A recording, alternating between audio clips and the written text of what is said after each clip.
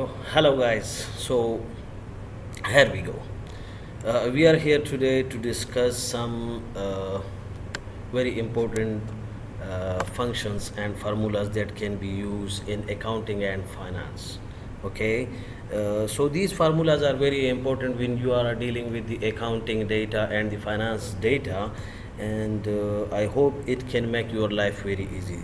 Okay, so the first thing we have here is the aggregate function. Okay, so how can we use or apply the aggregate function? Let me tell you, first of all, click in a cell and press equal. Okay, now aggregate, double click it, double click the aggregate button, and now if you can see, there are too many things: aggregate average, aggregate count, aggregate counter, aggregate max, minimum, product, standard deviation, sum, variance, etc., etc. There are too many things we can use in the aggregate function. Okay, I'm going to use the sum option. Just to make it very simple and clear for you, I will use this sum option. So first of all, I have double click the sum button. Okay, which means 9 in the Excel, and here now I have to specify which terms I am using here in summing up the different values. Okay, so I have different options here. I can select ignore nested subtotal and aggregate function, ignore hidden rows, nested subtotal and aggregate functions, ignore error values and nested subtotal and aggregate function, ignore hidden rows, error values, nested subtotal and aggregate function. So there are too many things which you can see here, and you can scroll it down furthermore to see the other functions. But now, for now, I am just clicking ignore nothing. Okay, and the ignore nothing is equivalent to 4 here in the Excel functions. Now array, which values I want to sum up. So let's assume I want to sum up these 3 values. Now close the parenthesis and click enter. So it's equivalent to 234, and it has been added up here, that is 234. Now the question here is, what is if, let's see, I will sum it up here. If you can see sum, a simple formula of sum, and I will add these 3 values here.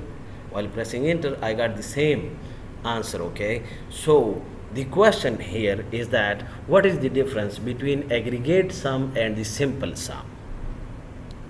So the difference I can show you here is very clear, and that is the beauty of aggregate function, which is, let me tell you, the aggregate function. While we are applying, click the sum, and here we can add too many things like these.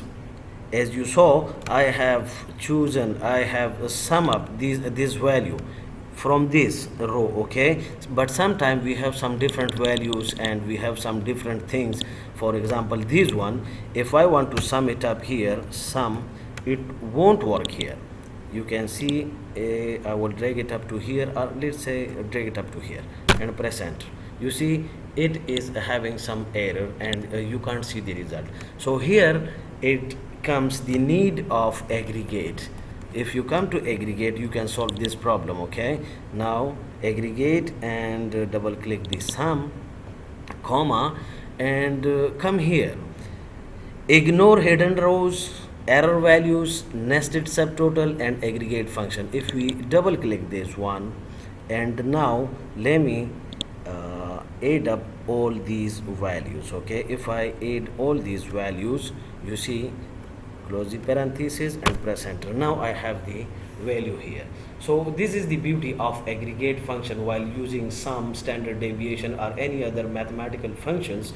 And if there are certain subtotal, there are some errors, there are some missing values, you can use the aggregate function, and I hope it can make your life pretty easy. So it's a very good function, and I hope you enjoy it, you learn it, and you will use it in your working life. Thank you guys, thanks a lot, bye bye, see you in next video.